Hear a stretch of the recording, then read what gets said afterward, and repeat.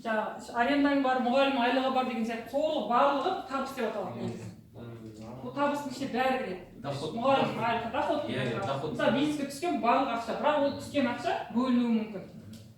Мұғалімге арендаға, анаяққа, мынаяққа, жаңағы кредит деген сияқты бөлінгеннен кейін сіздерде не қалады? Таза кіріс пайда қалады.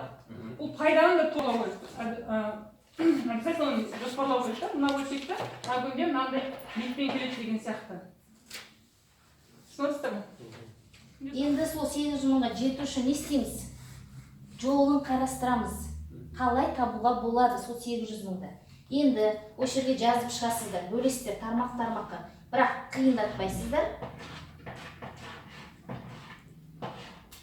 Бөліп аласыздар да. Мысалы, айналысатын ісіңіз қандай? 200 мыңды немен табасыз? Бастаудың оқырмандары, подписчиктер, мен осы воскресенье күні бизнеске қатысты мынандай кітапты тегін берейін деп жатырмын. Например, оның бағасы 20 мың болса, осы воскресенье күні мен оны 3000 теңгеге беремін или 1000 теңгеге беремін. Біз бір апта күні ескертеміз, қараңыздар. Бір аптадан кейін. Одан кейін пандемия ескертіп па, мысалы воскресенье ма?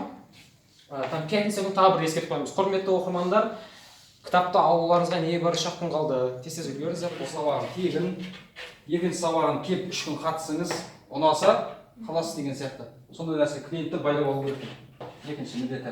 Үшінші core product деген мынаны біздің бизнес басылымында тоже түсіндіруге болады. Бұл мынау lead magnet деген бірінші біздің не өзгергім келеді челленджі бір апта. Осыны түсірген деген бірінші. Lead magnet па? Lead magnet ретінде бір апта түсірді.